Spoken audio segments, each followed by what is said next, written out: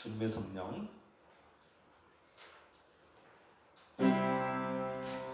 주님의 성령 지금 이곳에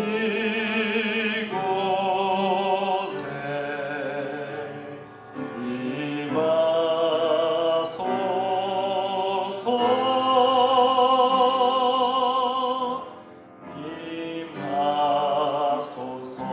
주님의 성령, 주님의 성령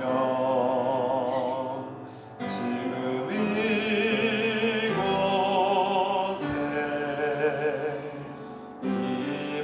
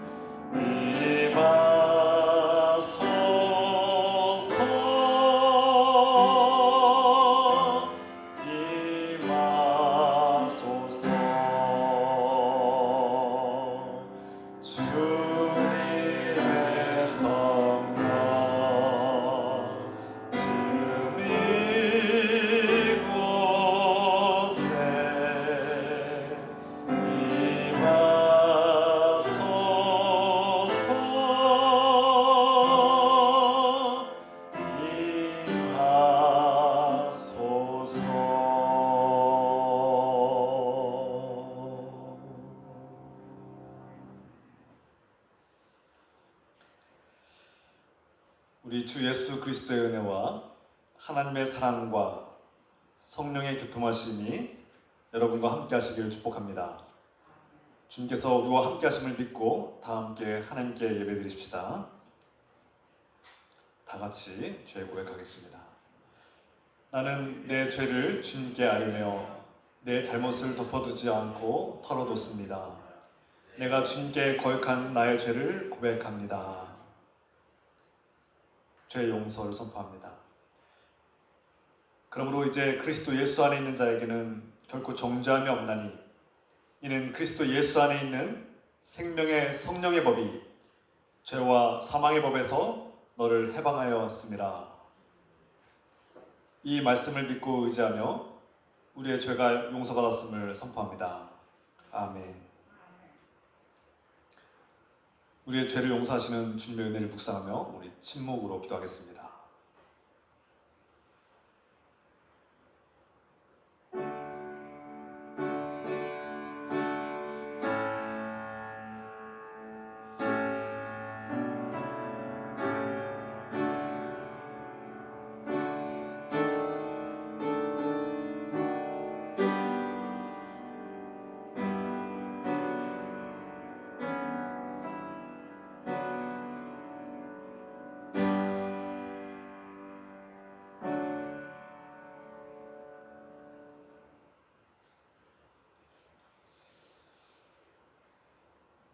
우리의 기도를 들어주셔서 찬양합니다. 우리 기도를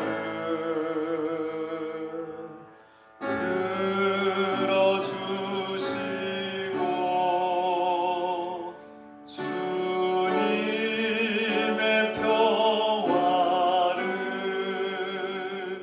내려주소서.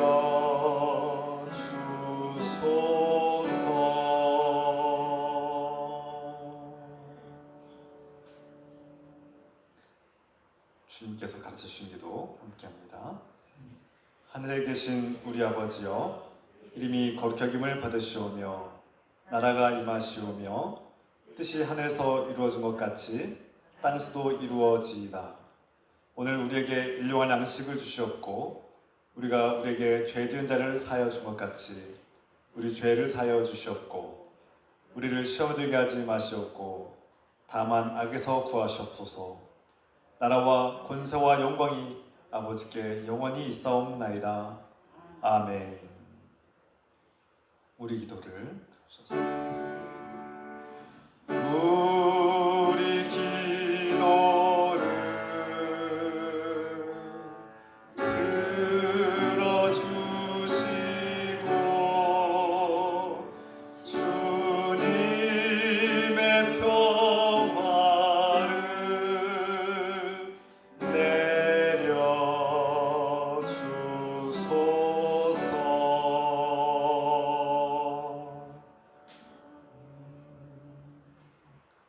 함께 사도신경으로 신앙 고백드립니다.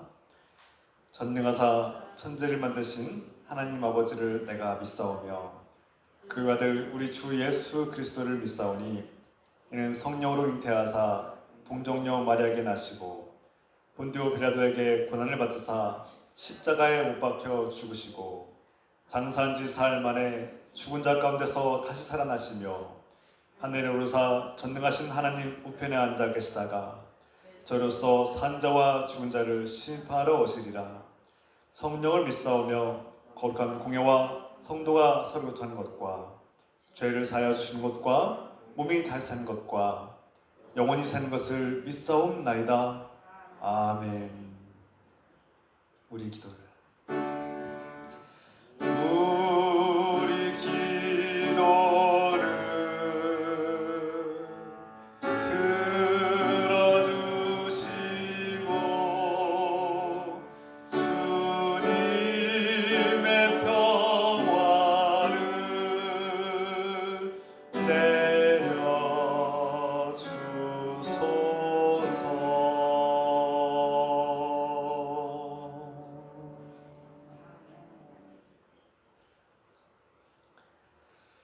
이 시간 하나님께 감사 찬송 드리며 준비하신 예물 하나님께 드리겠습니다.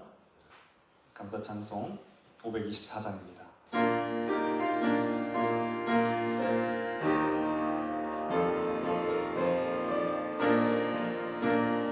갈 길을 밝히 보이시니 주 앞에 빨리 나갑시다.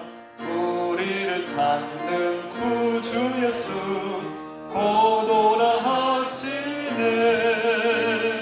죄악 벗은 우리 영혼은 기뻐 뛰며 주를 보겠네. 하늘에 계신 주 예수를 영원히 섬기니 우리를 오라 하시는 말 기쁘게 듣고 순종하세. 구주를 믿기 지체 말고 속속히 나가세. 죄악 벗은 우리 영혼은 기뻐 뛰며 주를 보겠네. 하늘에 계신 주 예수를 영원히 섬기니 주 오늘 여기 계시오니 다 와서 주의 말씀 듣세. 듣기도 하며 생각하니 참 믿으시로라. 죄악 벗은 우리 영혼은 기뻐 뛰며 주를 보겠네. 하늘에 계신 주 예수를 영원히 섬기니 죄악 벗은 우리 영혼은 기뻐 뛰며 주를 보겠네. 하늘에 계신 주 예수를 영원히 섬기니.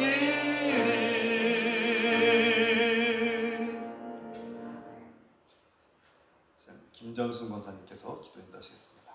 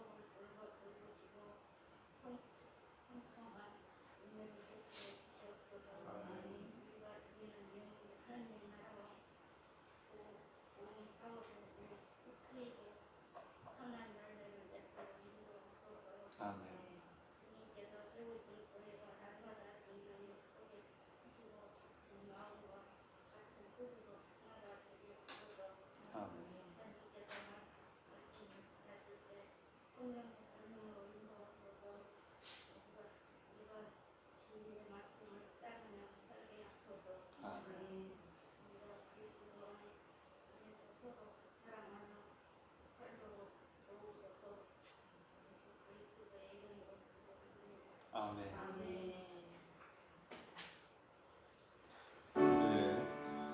우리 기도를 들어주시고 주님의 평화를 내려주소서.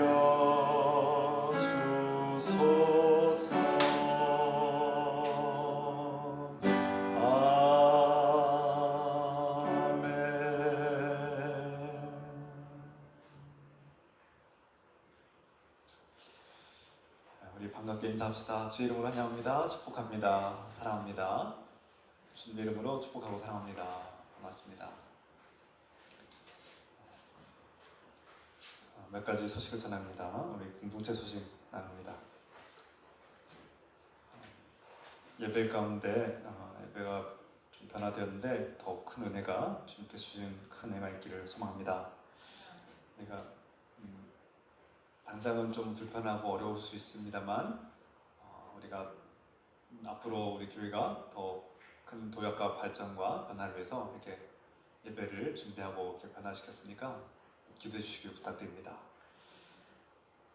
주중에는 화요일부터 금요일까지 저녁 7시 30분마다 떼제 기도회가 있습니다. 떼제 기도회는 짧고 단순한 찬양을 반복하고 또 침묵으로 기도하는, 그래서 우리 예배가 주로 가르치는 예배에서 듣는 예배로 이렇게 좀 그런 전환이 이루어지는 그런 예배라고 기도회라고 할 수 있습니다.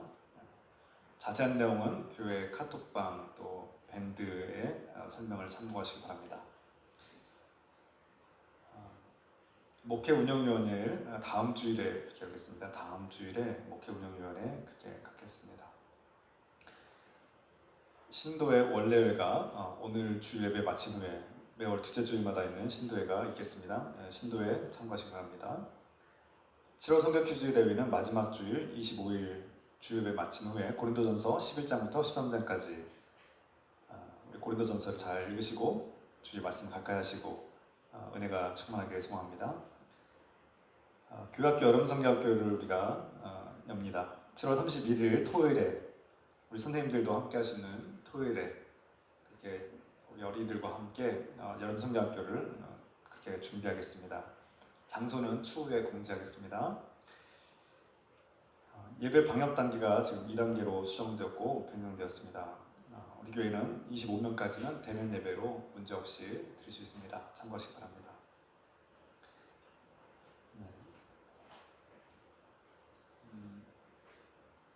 별다른 소식 없으시면 이 시간 하나님께서 우리에게 주시는 말씀 요한복음 16장 1절부터 7절의 말씀입니다.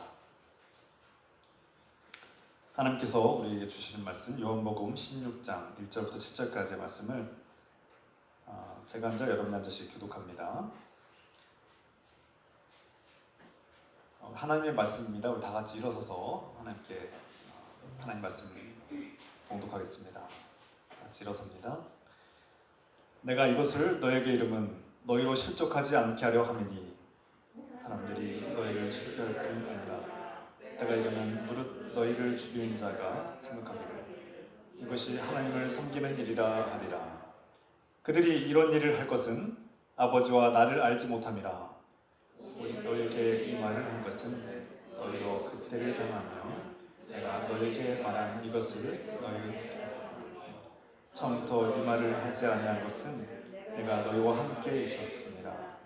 지금 내가 나를 보내신 이에게로 가는데 너희 중에서 나더러 어디로 가는지 묻는 자가 없고 도리어 내가 이 말을 하니 너희 마음에 근심이 가득하도다. 함께 했습니다.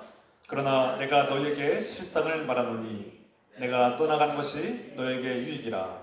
내가 떠나가지 아니하면 보혜사가 너희에게로 오시지 아니할 것이요 가면 내가 그를 너희에게 보내리니. 아멘. 자리에 앉으시기 바랍니다. 예수님께서 제자들에게 앞으로 닥칠 고난에 대해서, 어려움에 대해서 미리 말씀하고 있는 그런 장면이 오늘 본문의 말씀 담겨 있습니다. 예수님께서 제자들에게 좋은 말씀, 희망의 말씀, 좀 긍정적인 그런 말씀들을 전하면 좋으련만 자꾸 예수님께서 내가 너희를 떠나야만 한다, 너희와 이별해야 된다, 내가 자꾸 아버지에게로 가야 된다라고 이런 말씀을 반복해서 하신 이유는 무엇일까요? 그 이유는 분명합니다. 앞으로 주님의 제자들에게 닥칠 고난과 어려움이 있을 때 마음이 흔들리지 않고 그 믿음을 굳게 붙들고 나아가는 뜻이 담겨 있습니다. 어떠한 이유로든 이별이 다가오거나 위기가 닥쳐올 때 다른 사람들을 안심시키려고 마음에 고난이 닥쳐오지 않을 거라고 말하는 거나 그런 일은 없을까라고 부정하는 것은 오히려 고난을 이기는 데 도움이 되지 않고 어떤 위로도 되지 않습니다. 우리가 앞으로 닥칠 고난이 있는데 직접적으로나 간접적으로 느낄 수도 있고요, 또 모를 수도 있겠지만 그 고난이 닥쳐올 때 그 고난을 가장 잘 이겨낼 수 있는 힘은 미리 그 고난이 닥쳐올 것을 알고 있는 것도 큰 도움이 됩니다. 물론 그 반대의 부작용도 있겠죠. 그때 가서 겪어야 될 고난을 미리 알고 벌써부터 두려워하고 불안해하고 고통하는 것도 그에 대한 부작용이 될 수도 있습니다. 그러나 주님께서는 제자들이 앞으로 닥쳐올 고난에 대해서 미리 알고 있음으로 인해서 그 고난을 이겨내도록 대비하고 마음의 준비를 하고 그 고난이 닥쳤을 때 이것이 하나님의 뜻이구나, 예수님께서 미리 이 고난이 닥쳐올 것을 아셨고 우리가 이것을 이겨내야 되는 하나님의 뜻이구나라는 것을 알면 고난을 이겨낼 수 있는 힘이 생긴다는 것입니다. 그래서 예수님은 제자들에게 미리 고난이 닥칠 것을 알려주셨다고 우리에게 말씀하고 있습니다. 너희가 앞으로 닥쳐올 큰 혼란과 고난 속에서도 흔들리지 않는 믿음을 유지하기를 바라는 마음에서 이 말씀을 미리 하셨다는 것입니다.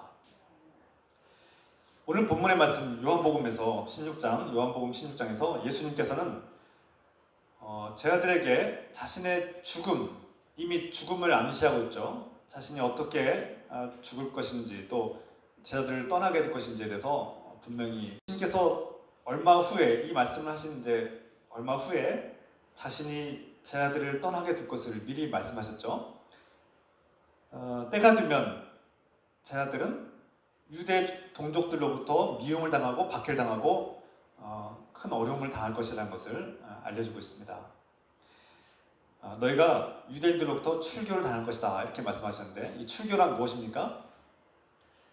쫓겨날 것이다. 유대교에서 이방인 취급을 받게 될 것이다.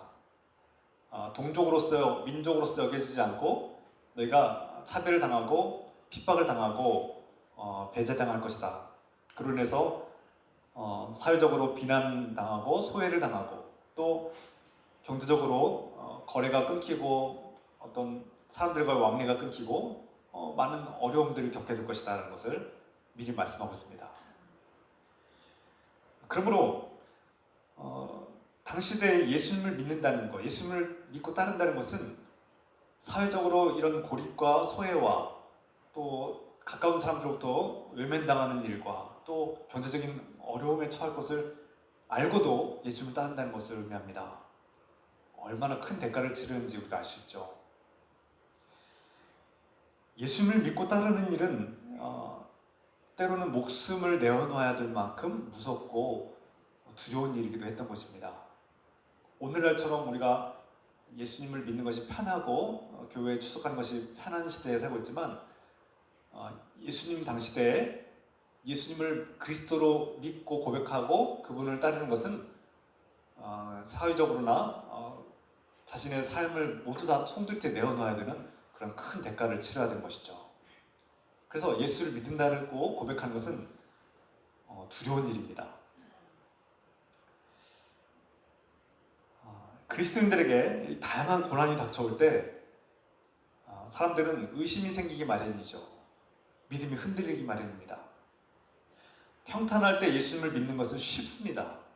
모든 일이 잘 되고 평탄하고 내가 하고 있는 일들이 성공할 때는 예수님께서 도와주시나 보다 하고 생각하기 쉽습니다. 그런데 반대로 나의 건강이 약해지고 나의 사업에 문제가 생기고 사람들과 관계에 어려움이 생기면 나한테 왜 이런 문제가 생길까? 하나님이 나를 돕고 계시는가? 하나님이 나를 사랑하고 나를 인도하시는 분 맞는가? 라는 의심이 생기기 마련입니다. 그리고 믿음이 흔들리고 때로는 하나님으로부터 멀어질 수도 있습니다. 예수님은 이것을 미리 경고하시는 것이죠.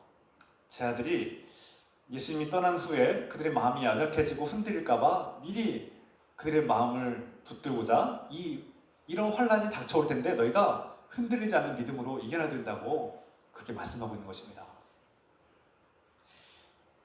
그래서 어려움이 닥쳐올 때 이것이 하나님의 뜻 가운데서 너희를 훈련하고 연단하는 하나님의 뜻임을 깨닫고 너희가 믿음을 저버리지 말고 끝까지 인내하고 이겨내라는 그런 당부가 담긴 것이죠. 무엇보다 제자들이 앞으로 닥쳐올 고난을 통해서 그들이 그 고난 뒤에 하나님께서 주시는 놀라운 영원한 하나님 나라와 생명과 구원의 상급을 기대하고 소망하고 그 큰 소망을 가지고 앞으로 현실적으로 닥쳐오는 고난을 인내하라고 당부하는 말씀이죠. 그러므로 예수 그리스도 안에 있는 사람들은 하나님 나라라는 영원한 생명과 구원이라는 확실한 목적과 이런 분명한 믿음이 있기 때문에 이 땅에서 당하는 고난과 박해를 이겨낼 수 있다는 것입니다. 우리가 이 고통을 견디는 지혜를 가져야 합니다. 제가 이 말씀을 돕고자 한 예를 들 텐데요. 정기적으로 건강검진을 받을 때가 있습니다. 그리고 그 중에 가장 고통스러운 일은 내시경입니다. 이 상황에 따라서 제가 이제 비수면 내시경을 받을 때가 있는데 고통이 정말 말할 수 없습니다. 여러분 경험해 보신 분들 알겠지만 이 비수면 내시경 정말 참기 힘들어요. 근데 제가 그 고통을 알면서도 참고 또 그 검사를 받는 이유는 그것이 몇 분만 참으면 한 2, 3분만 참으면 길어야 5분 안에 끝날 거라는 확실한 경험이 있기 때문에 참고 인내하는 겁니다. 5분만 참으면 된다. 한 5분, 길게 10분만 참으면 이 고통이 끝날 거라는 그런 고통의 여정을 알기 때문에 참을 수 있다는 거예요. 그 고통이 끝날 거라는 것을 알기 때문에 인내할 수 있는 힘과 용기가 생기는 것이죠. 만약에 그 고통이 언제 끝날지 모르는데 계속해서 그 고통을 참아야 한다면 누구도 견디기 힘들 겁니다. 그 검사를 받고 그 고통을 참는 것은 내가 이 고통을 통해서 건강을 점검하고 이 건강한 삶을 유지할 수 있다는 확신과 희망과 그런 미래에 대한 그런 목적이 있기 때문에 참고 인내하는 것이죠. 그런 목적이 있기 때문에 우리는 고통을 인내할 수 있습니다. 어느 가정이 있습니다. 큰 고통을 겪고 있는 가정을 소개하고자 합니다.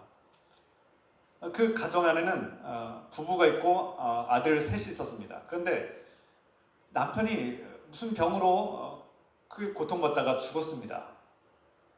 그런데 얼마 후에 1년 후에 그 아이들의 엄마마저도 큰 병에 걸려서 앓게 되고 점점 죽어가고 있었습니다. 이 세 자녀들은 불과 얼마 전에 아버지를 잃고 아빠를 잃고 그 상심과 고통 속에 살고 있는데 이제는 엄마마저도 그 질병 때문에 죽어가는 것을 보고 있는 자녀들이 두려움을 떨고 있습니다. 이 엄마 입장에서는 이 어린 자녀들이 참 불쌍하고 이 자녀들을 두고 떠나는 엄마의 마음은 얼마나 슬프고 고통스럽겠습니까? 아빠를 잃고 이제 엄마마저 잃을까봐 두려워하고 있는 이 불안에 떨고 있는 자녀들에게 어떻게 하는 게 최선의 방법일까요? 이 엄마는 자신의 질병을 숨깁니다. 처음에는 자신이 안 아픈 것처럼 행동하고 나는 아무런 문제 없어. 나는 건강하단다 하고 자녀들에게 안심시키려고 자꾸 거짓말을 합니다. 자신의 병이 심각해지고 위급해지는 것을 숨기고 자녀들을 안심시키려고 노력합니다. 그런데 자녀들은 불안에 떱니다. 엄마의 질환이 갈수록 유중해지고 더 상황이 악화되는 것을 알고 있기 때문에 엄마의 말이 위로가 되지 않습니다. 힘이 되지 않아요. 자녀들에게 유익하지 않습니다. 여러분, 이미 이별을 예감하고 있는 이 가족들에게 가장 유익한 일은 무엇일까요? 가장 현명한 선택은 무엇일까요? 거짓말로 나는 아프지 않아, 나는 아무런 문제 없어, 난 나을 거야 라고 하는 것은 도움이 되지 않습니다. 오히려 그 자녀들은 나중에 속았다는 그 배신감에 더 큰 상처를 경험하고 마음이 그 고난 속에 부모가 없는 상실감을 견디지 못하고 더 위험해질 수도 있습니다. 오히려 현명한 선택은 자녀들에게 자신이 지금 고칠 수 없는 불치병에 걸렸고 내가 지금 갈수록 유급해지고 있고 위중한 상황 속에 있다는 것을 알려주고 얼마 남지 않은 이 시간 동안 서로의 사랑을 고백하고 서로의 두려움과 불안을 나누고 오히려 인정하고 죽음을 인정하고 받아들이는 시간이 필요하지 않을까요? 갑작스럽게 그렇게 거짓말로 질병을 숨기고 있다가 갑자기 떠나는 것보단 자녀들에게 자신의 죽음을 알리고 죽음을 준비하고 자녀들의 그 죽음에 대한 공포와 두려움, 상실에 대한 두려움과 불안을 고백하고 대화로 나누는 것이 서로에게 힘이 되고 더 유익하지 않을까요? 저는 그것이 더 현명한 선택이라고 믿습니다.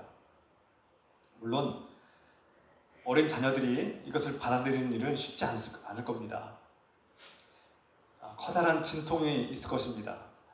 더 삐뚤어질지도 모르겠습니다. 더 힘겨워서 아버지마저 잃었고 이제 어머니마저 잃어야 된다는 그 두려움에 자녀들이 감당하지 못하는 슬픔으로 고통을 겪을 것도 그 고통을 보는 것도 괴롭지요. 네. 그럼에도 불구하고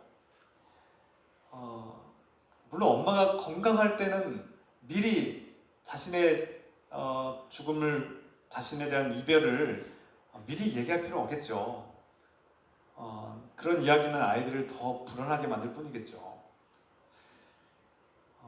그러나 어떤 면에선 이 죽음이 임박한 분들은 사랑하는 가족들에게 자신의 죽음을 숨기고 부정하고 외면하기보다는 솔직하고 정직하게 나누고 오히려 지금 현재 살아있는 동안 자신의 죽음을 애도하고 우리 사랑을 고백하고 남은 시간을 귀하게 사용하는 것이 더 소중하고 더 유익한 일이 아닐까요?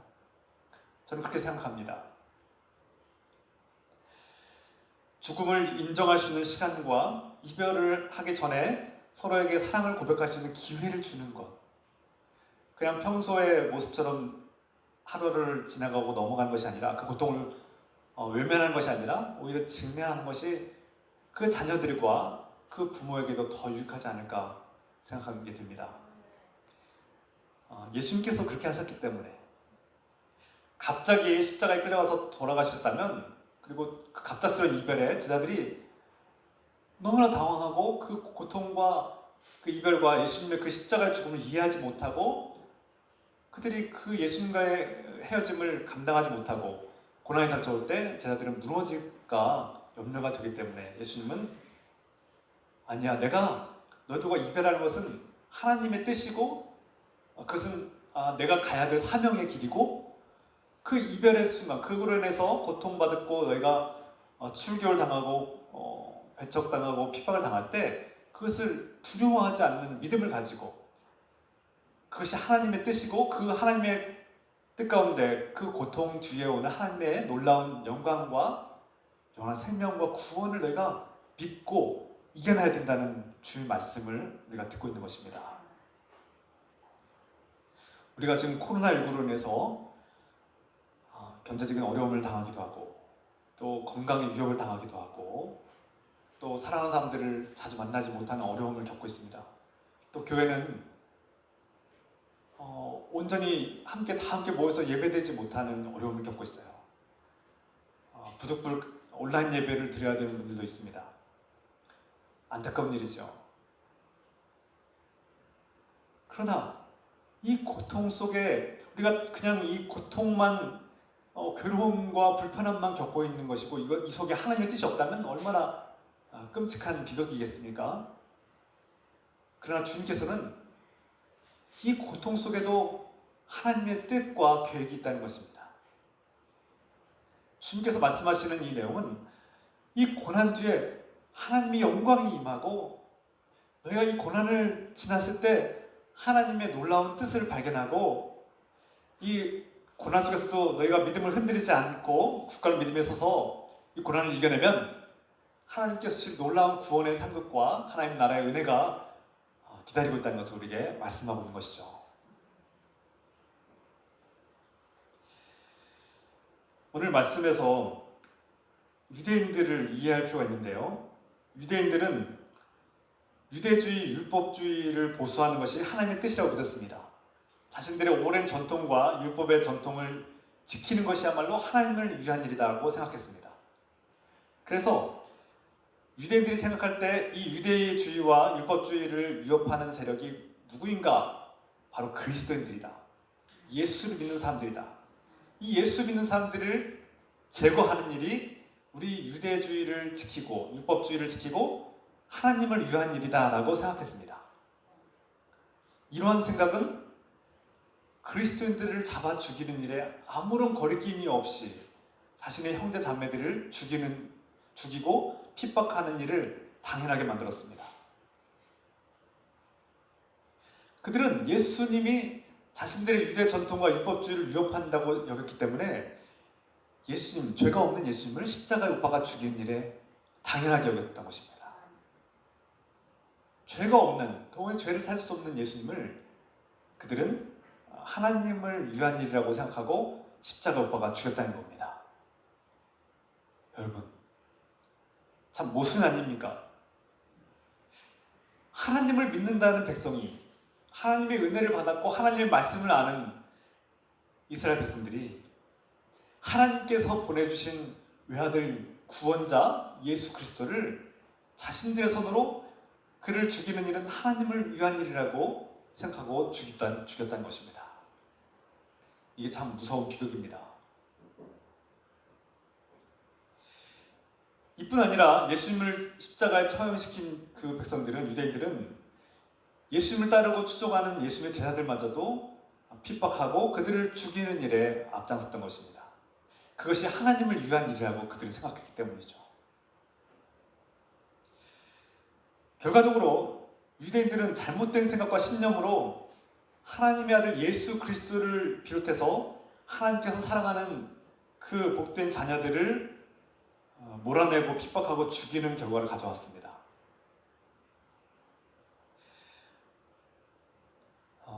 그런데 유대인들은 자신들이 행한 그 결과가 그 근본적인 목적이 하나님의 뜻이 아니라 자신들의 유대주의, 자신들의 민족주의, 또 율법주의를 보수하기 위한 일이었음을 우리는 알고 있습니다. 이를 극명하게 드러내는 대표적인 인물이 있습니다. 바로 우리가 잘 알고 있는 사도 바울이죠. 그가 예수 그리스도를 만나기 전엔 어땠습니까? 바울은 이스라엘을 위해서, 율법을 수호하기 위해서, 하나님을 위해서 저 그리스도인들을 잡아 죽이는 것이 내가 하나님께 충성한 일이라고 생각하고 믿었던 사람입니다. 그래서 그는 하나님의 예수 그리스도의 제자, 하나님의 자녀인 스데반을 그 자리에서 돌로 즉결 처형시키는데 앞장서고 주도했던 인물이기도 합니다. 그뿐입니까? 그가 가는 곳마다 예수 그리스도를 믿는 사람들을 그리스도인들을 잡아서 가두거나 죽이는 일에, 처형시키는 일에 앞장섰던 그런 앞잡이 아니었습니까?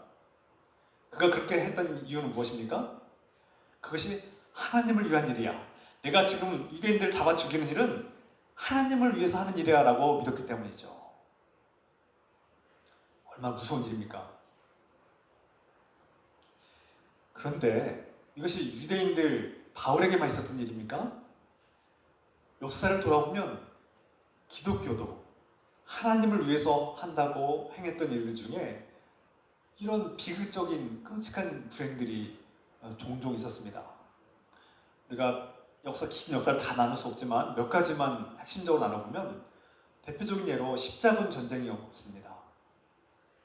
하나님의 이름으로 전쟁을 벌였고 하나님을 위해서 전쟁을 참여하고 충성한다고 했던 중세 수많은 그리스도인들, 기독교 교회와 기독교인들은 하나님을 위해서 피를 흘렸고 하나님을 위한다고 전쟁을 벌였고 또 수많은 악행들을 저질렀습니다. 현대에 와서 근대에 1차 대전과 2차 대전을 보면 이 전쟁의 명분도 하나님을 위한 것이라고 생각했던 것입니다. 독일의 나치당은 유대인들을 죽이는 일이 하나님을 위한 일이라고 믿었던 것이죠. 그래서 그들은 그 죄 없는 유대인들을 수백만 명의 유대인들을 학살하고 죽인 일에 앞장섰습니다. 또 근데 교회는 인종차별을 하나님의 이름으로 인종차별을 주도했고 또 타 종교에 대해서 테러를 할 때도 우리는 하나님을 위해서 한다고 그렇게 말하기도 했습니다. 구체적인 예들 다 찾지 못하지만 여러분들도 알고 있을 것입니다. 그런 역사적인 사건들뿐만 아니라 가까이 우리 주변에서 또 교회 안에서 일어나고 있는 일들을 보면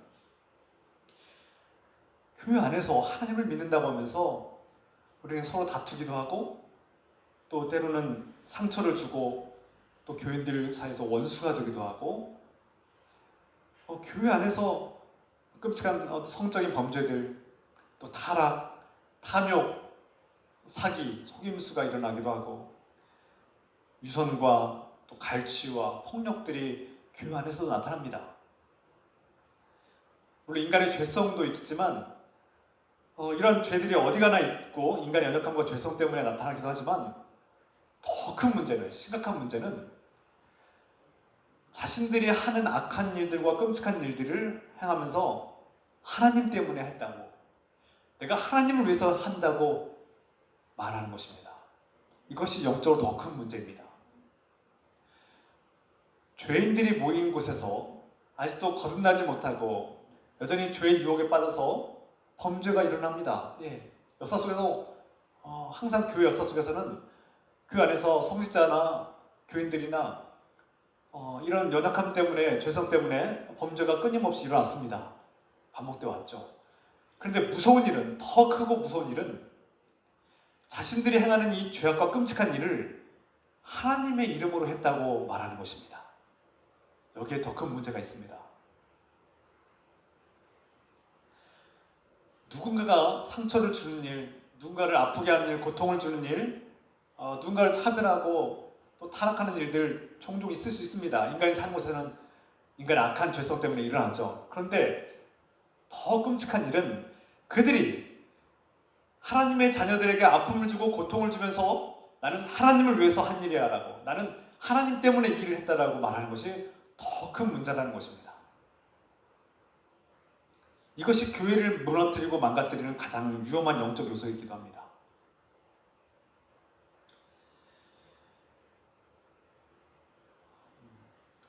앞에서 잠깐 언급했듯이 2차 세계대전 중에 이 히틀러를 중심으로 세워진 나치당은 수백만 명의 유대인들을 학살하고 죽였는데 그들은 하나님을 위해서 그 일을 했다라고 명분을 삼았습니다. 자신들의 정치적인 이유와 야욕과 탐욕을 위해서 한 것이 아니라 하나님을 위해서 한 거야. 이거는 하나님에게 충성하기 위해서 우리가 저들을 죽이는 것이야 라고 말했던 것이고 주장했던 것입니다. 독일의 교회의 연합은 이 나치당이 하는 일들을 침묵할 뿐만 아니라 그 유대인 학살에 동조하고 함께했던 역사를 우리는 보고 있습니다. 하나님을 믿는 사람들이 하나님을 위해서 행한다고 한 일들이 이렇게 끔찍한 만행이 될 수 있는 이유는 무엇입니까? 왜 교회 안에서는 여전히 하나님을 믿는다면서도 하나님의 이름으로 이런 끔찍한 일들과 교회들에게 상처를 주고 형제 자매들에게 아픔을 주는 일들이 반복되는 걸까요? 왜 그럴까요?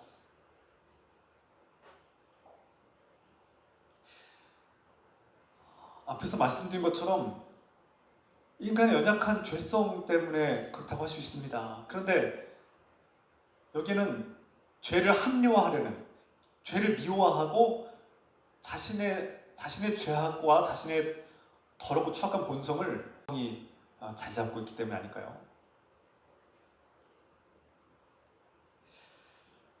여전히 어떤 교인들은 자신이 교회를 위해서, 주님을 위해서 행한 일이라고 하면서 끊임없이 교인들을 괴롭게 하고 교인들을 교통을 주고 형제 자매들에게 뼈아픈 상처와 괴로움을 주는 사람들이 여전히 있습니다. 특히 목회자들에게도 있습니다. 우리가 이미 알고 있죠. 우리 미디어를 통해서 여전히 목회자들이 주님을 위해서 하는 일이라고, 주님을 위해서 네가 봉사해야 된다고, 주님을 위해서 네가 나에게 충성해야 된다고, 주님을 위해서 네가 바쳐야 된다라고, 때로는 목회자들의 죄송한 얘기지만 목회자 개인의 탐욕과 목회자 개인의 욕심이 주님의 이름으로 포장되고 남용되는 일들이 종종 일어나지 않습니까?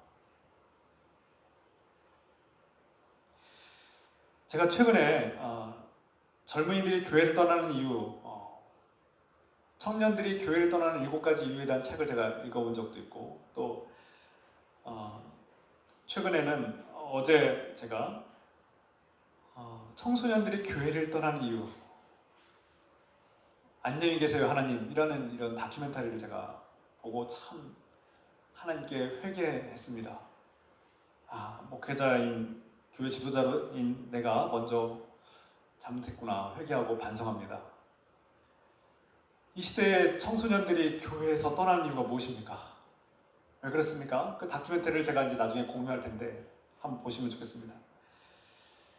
이 청소년 시절은 감수성이 예민하고 또 순수해서 어른들의 한마디, 어른들의 행동 하나에 쉽게 무너지고 흔들리고 또 상처를 받기도 하는 그런 시절이기도 합니다. 물론 그들이 아직 믿음이 탄탄하지 못하고 또 작은 상처에도 너무나 쉽게 흔들리는 연약함도 있겠지만, 더 큰 문제는 바로 우리 어른들에게 있다는 것입니다. 목회자인 저에게도 있고 교인들인 여러분에게도 있다는 거예요. 그 아이들이 아직 연약해서 상처를 받는 것도 참 우리가 그 아이들 연약한 상처들을 우리가 더 민감하게 돌보지 못하는 우리의 연약함, 우리의 잘못이 있다는 것을 우리가 점검하고 반성해야 합니다. 한국 교회의 청소년들과 젊은이들이 떠나는 이유는 무엇일까요? 목회자의 잘못된 생각과 판단도 중요하고요. 또 그 청년들과 청소년들을 지도한다는 명목하에 그들의 신앙의 연약함을 판단하는 일, 저도 그랬습니다. 저도 청년들을 바라볼 때 참 믿음이 없는 청년 같고, 저 청년이 참 믿음이 없어서 저렇게 오랫동안 모태신앙인데도 믿음이 없을까 하면서 제가 한심해하는 마음 제가 고백합니다. 참 죄송해요. 그 아이가 아직 하나님을 만나지 못한 것을 불쌍히 여기고, 그 청년이 아직 하나님을 인격적으로 만나지 못해서 방황하고 있는 것을 붙잡아 주지는 못할 망정 제가 그것을 한심하게 여기고, 때로는 참 그 아이가 믿음 없이 행동한 것을 보고 제가 좀 이렇게 가르치려고 했던 게 오히려 화근이 되고 그 아이가 시험에 들어서 넘어지는 결과가 되지 않았는가 반성하게 됩니다. 그 청년이, 젊은이가 고민하고 민감하게 생각하는 부분들을 나는 관심이라고 다가갔는데, 정작 그 청년은 그런 질문을 받을 때마다 결혼에 대해서, 직장에 대해서, 취업에 대해서 자꾸 물어보면 얼마나 그게 괴로웠을까, 내가 좀 저 지혜롭지 못했구나 라는 생각을 하게 되면서 반성하고 있습니다. 회개합니다. 그 청년들이 아직 믿음이 더 굳건해지지 못해서 어른들의 그 한마디에 상처를 받고 떠난 거 참 안타깝게 여기고, 우리가 전화 한 통화라도 하고 그 자녀들이 돌아오실 때 기도합시다. 제가 교회를 떠난 아이들에게 더 관심해야겠다라는 생각을 하게 되었습니다. 그 아이들이 돌아올 수 있도록 우리가 더 권면해야겠다. 지혜롭게, 때로는 기다려주시는 아이는 기다려주고, 또 돌아오고 싶어도 돌아올 수 있는 방법을 알지 못하는 그 청년들, 그 청소년들에게 우리가 돌아올 수 있도록 따스한 손길을 내밀어야 되겠다는 생각을 하게 되었습니다. 여러분, 우리 청소년들, 젊은 청년들은 우리의 말 한마디에, 우리의 작은 행동 하나에 교회가 그리스도의 사랑을 베풀지 못하는구나, 목사님이 우리의 영적인 지도자가 되지 못하는구나라고 깨닫고 쉽게 실망하고 상처를 받고 교회를 떠날 수 있습니다. 여러분, 그 청소년들, 청년들, 젊은이들을 우리가 불쌍히 여기는 마음으로 그들이 정말 수많은 유혹과 어려움 속에도 이 자리에 예배 가운데 나오시는 것은 정말 하나님을 만나고 싶어서, 하나님의 사랑을 느끼고 싶어서 나온 거 아니겠습니까? 여러분, 아직 하나님을 만나지 못한 것 같고 그들의 행동을 보면 자꾸 믿음이 없는 것처럼 보일 수도 있습니다만, 여러분, 함부로 그 신앙을 판단하거나 재단하지 맙시다. 하나님의 이름으로 그들을 가르친다고 함부로 말하지 맙시다. 누군가가 정말 용기를 내서 이 예배 가운데 나왔을 때 그것을 기뻐하고 감사하고 격려하고 위로해줘서 그들이 하나님의 사랑을 느끼고 경험하시도록 우리가 돕는 자가 됩시다. 이것이 성령의 은혜이고 성령이 함께하는 사람들의 모습 아니겠습니까? 앞에서 말씀드린 것처럼, 그렇다면 왜 하나님의 이름으로, 예수님의 이름으로 이런 끔찍한 일들이 반복되는 걸까? 왜 교회 안에서 하나님을 위해서, 예수 그리스도를 위해서 한다는 일들이 왜 누군가의 상처가 되고 고통이 될까요? 오늘 예수님의 대답은 명료합니다. 그들이 하나님 아버지를 모르기 때문에, 또 곧 예수 그리스도를 알지 못하기 때문이라고 분명히 말씀하십니다. 단순합니다. 분명합니다.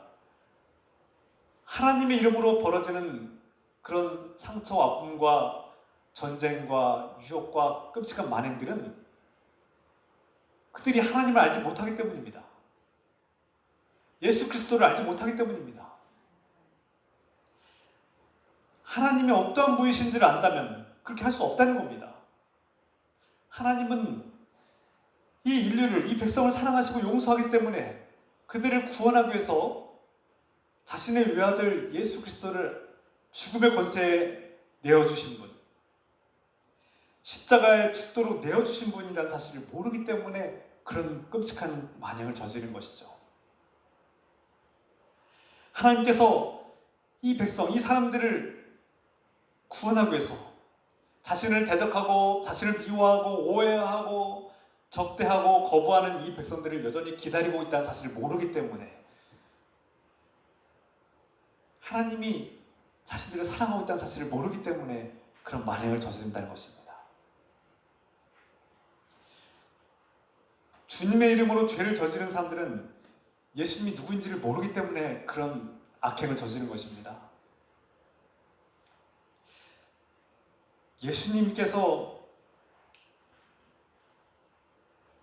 주님을 위해서 다른 사람들을 속이고 또 해를 주고 상처 주고 고통을 주는 일은 주님께서 기뻐하지 않는 일이라는 사실을 깨닫는다면, 주님께서 그 일을 기뻐하지 않는다는 것을 안다면 결코 행할 수 없는 것이죠. 여러분, 그러므로 우리가 내가 하고 있는 이 말과 행동이 주님께서 기뻐하시는 주님의 뜻 가운데 있는 말과 행동일까? 늘 점검해야 합니다. 그래서 항상 깨어 기도하라는 말씀은 내가 주님 안에 거하는가? 내 말과 행동이 과연 주님하고 연결돼서 주님께서 기뻐하시는 그런 말과 행동일까? 그것을 점검하기 위해서 또한 기도해야 됩니다.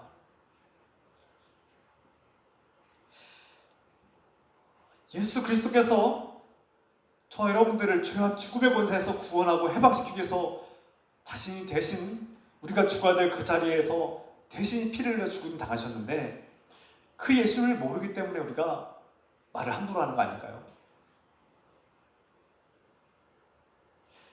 예수 그리스도께서 율법으로 구원받지 못하는 그 이스라엘 백성들을 살리시려고, 누구도 자신의 도덕적 율법과 고상함으로, 누구도 자신의 헌신과 그 구제와 착한 일을 많이 한다고 해서 구원받지 못하는 것을 알기 때문에, 그 죄가 사라지는 것이 아니기 때문에 예수님께서 대신 피를 흘리셔야만 했는데, 그 은혜를 알지 못하기 때문에 자기는 도덕적으로 훌륭한 사람인 것처럼 행동하고 자신은 뭔가 다른 사람인 것처럼 여기고 다른 사람들을 판단하고 차별하고 비난하는 것이 아닐까요? 여러분들이 누군가를 정죄할 때 과연 주님께서 기뻐하시는 일일까요? 주님께서 저 영혼을 살리기 위해서 그 영혼을 살리기 위해서 피를 흘리시고 죽임당하셨는데 주님께서 저 영혼을 구원하고 전도하기 위해서 큰 대가를 치르셨는데 우리는 그 영혼을 너무나 쉽게 몰아내버립니다. 너무나 쉽게 무시합니다. 너무나 쉽게 대합니다.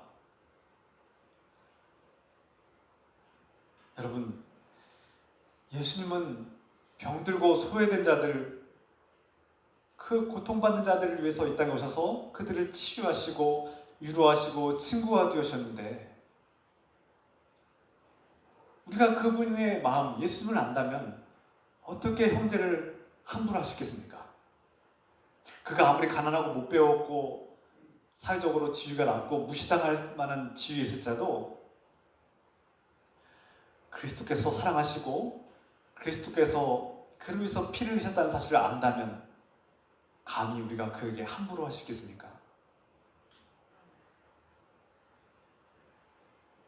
여러분, 우리가 사회적으로는 우리 육신의 눈으로 사람을 볼 때는 그 사람의 지위나 그 사람이 가진 것들, 그 사람의 소유, 그 사람의 지위, 그 사람의 신분, 계급 볼 수 있습니다. 보입니다. 그 사람이 입은 옷들과 그 사람이 가지고 있는 권력들 보입니다. 그러나 여러분, 세상의 눈으로만 보지 마시고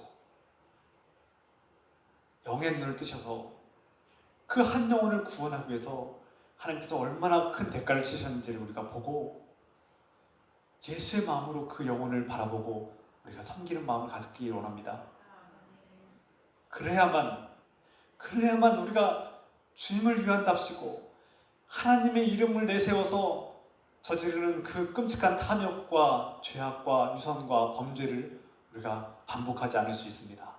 할렐루야.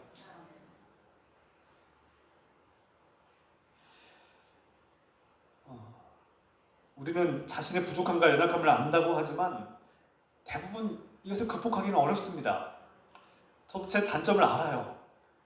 제 단점을 아는데 잘 해결이 안 돼요. 다른 종교들은 수행하라.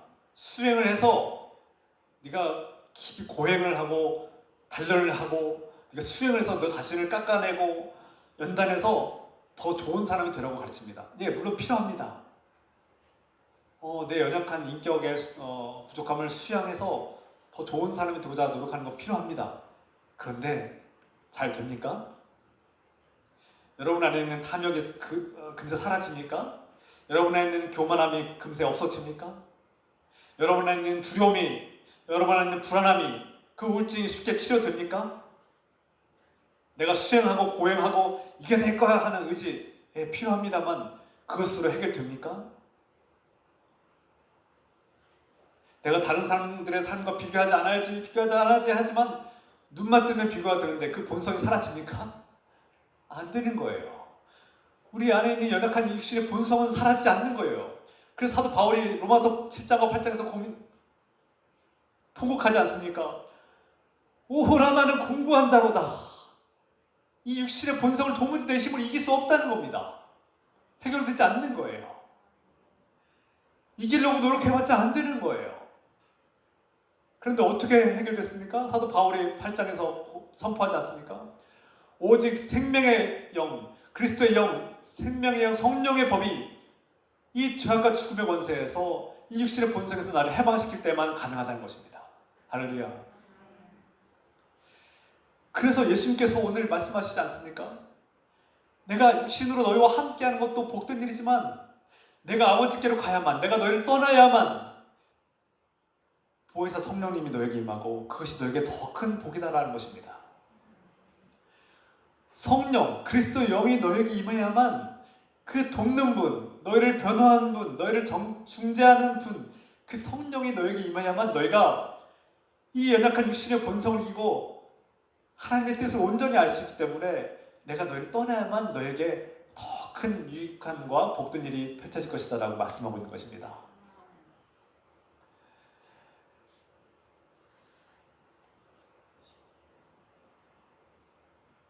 우리에겐 이런 희망이 있습니다. 내 육신의 본성으로는 도무지 이 불행과 이 불행한 역사를 해결할 수 없지만 그리스도의 영 성령이 임하면 우리는 이 불행을 반복하지 않고 하나님의 이름으로 또다시 죄를 반복하는 어리석음에서 벗어날 수 있다는 것입니다. 할렐루야. 성령이 함께하기 때문에 우리는 하나님이 어떠한 분이신지를 알 수 있습니다. 성령께서 우리에게 예수 그리스도가 어떤 분인지를 알려준다면 우리는 또다시 그런 악한 일들과 하나님 이름으로 저지르는 끔찍한 일들을 반복하지 않을 수 있다는 것입니다. 이것이 우리의 희망입니다. 그러므로 성령의 인도하심을 따라 사는 사람은 자신의 본성이 하나님의 뜻에 지금 거역하고 있는지 하나님의 뜻이 무엇인지를 분별할 줄 알고 자신의 악한 본성을 이기고 하나님의 뜻에 굴복하고 순종할 수 있는 믿음과 힘과 용기를 얻게 되는 것입니다. 여러분, 성령을 갈망하시고 성령과 동행하시고 성령의 인도하심을 따라서 우리의 악한 본성을 이기고 우리의 죄를 하나님의 이름으로 포장하고 합류하는 일을 버리고 정직하게 회개하며 우리의 연약함을 주님께 내어 맡기고 예수 그리스도의 영을 따라 살아가는 저 여러분 되기를 소망합니다. 오늘 말씀 마무리합니다. 때로는 우리의 미래에 밝음이 아니라 두려운 일들이 예고될 때도 있고 내가 원치 않는 고통과 고난이 닥쳐오는 것이 느껴질 때도 있습니다. 때로는 하나님을 믿는 사람들로부터 큰 상처를 받고 고통을 받고 방황할 수도 있습니다. 그래서 나는 여기까지인가 보다. 이제 나는 하나님과 이제 더 이상 함께 할 수 없나 보다. 내가 이 상처를 견디지 못해서 이제는 이 공동체를 떠나야겠다라는 생각이 드시는 분들 계십니까? 여러분, 아직 포기하기 이릅니다. 여러분, 한 번 더 주님을 의지하고 주님을 붙잡으십시다. 내 믿음이 흔들리고 의심이 생기고 이 공동체에서 상처를 받고 내가 이 공동체에 정말 더 이상 신앙을 유지할 수 있을까 고민하시는 분들에게 성령의 인도와 성령의 임재하심과 성령의 강권하심이 함께하는 줄 믿습니다. 여러분, 이 말씀을 이미 듣고 있다면 주님께서 여러분과 함께 하신 것을 믿으시기 바랍니다. 내 이성과 내 생각으로는 도무지 하나님이 나와 함께 하는 것이 느껴지지 않을지라도 주님께서 이 말씀을 통해서 내가 너와 함께 하고 있다는 것을 저를 통해서 대신 전하는 아니겠습니까? 여러분이 주님의 음성을 듣지 못하고 여러분과 함께하는 주님의 그 임재하심을 경험하지 못한다면 이 말씀을 통해서 주님께서 여러분들을 사랑하시고 함께한다는 사실을 깨닫기를 소원합니다.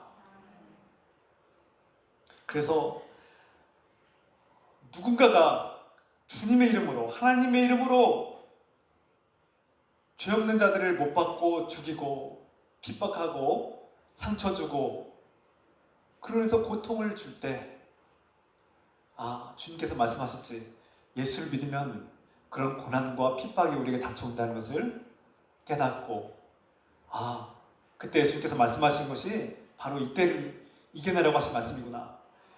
이 위기와 고난 속에서도 내가 흔들리지 않는 믿음으로 이겨내기를 원하시고 이 속에 하나님 뜻이 있구나라는 것을 깨달으시고 포기하지 않고 이 절망 가운데서도 희망을 가지고 성령님께서 나를 도우시고 지금 성령님께서 말씀하시는 음성을 들으시고 내가 여전히 너를 사랑하고 내가 여전히 너를 포기하지 않고 여전히 너와 함께하노라는 사실을 믿으시길 주 예수 그리스도의 이름으로 축원합니다.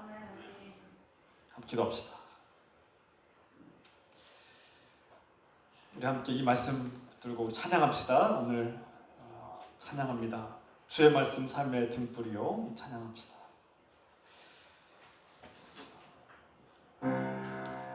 주의 말씀 삶의 등불이요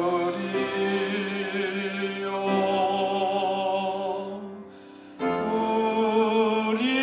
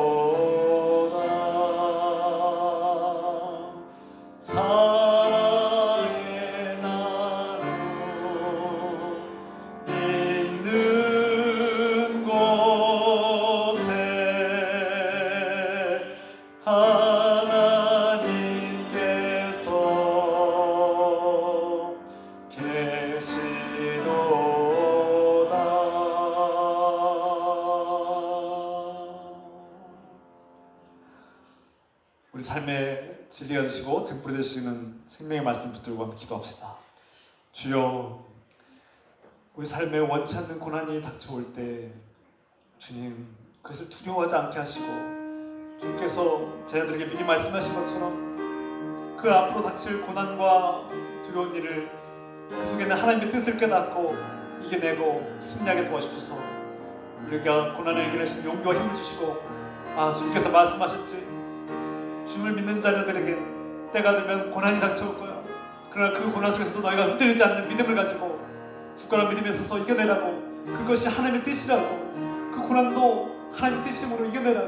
그 고난 뒤에 오는 하나님의 영광과 영원한 생명과 하나님 나라가 있음을 믿고 끝까지 인내하라고, 견디고 소망 가운데서 승리하라고 하신 말씀을 깨닫고 아버지 하나님 나아갑니다.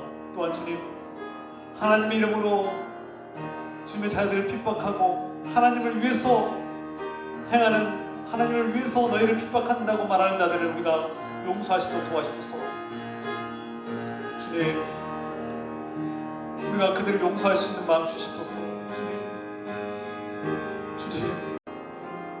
주님을 십자가에 못 박는 그 백성들을 주님, 저들이 무지함으로 주님이 하나님을 알지 못하고, 저들이 하나님을 알지 못하고 저를 알지 못함으로 행하는 저 무지함을 용서해달라고 기도한 것처럼 우리도 저들을 용서하고,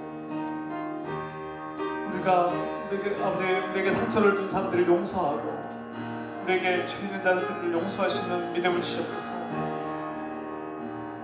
주님, 성령 충만함으로 우리가 하나님의 뜻을 깨닫고 성령의 능력으로 용서하며 우리가 죄악과 분노와 저주에서 벗어나게 하시고 하나님의 뜻 가운데 나가시도록 축복하여 주옵소서. 주여, 자비와 긍휼을 부으시옵소서.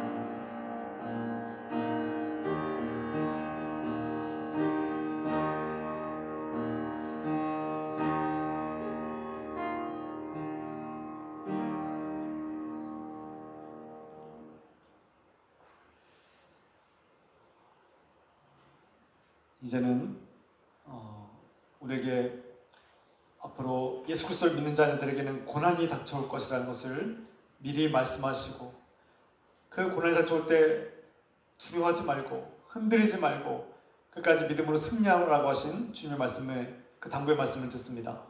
그리고 또한 하나님의 이름으로 저지르는 만행들과 하나님을 위해서 한다고 하면서도 상처를 주고 고통을 주고 우리를 괴롭히고 죽이는 자들을 우리가 주 예수 그리스도의 이름으로 용서할 수 있도록 성령의 권능으로 용납하고 용서할 수 있는 힘과 지혜와 용기를 주시옵소서.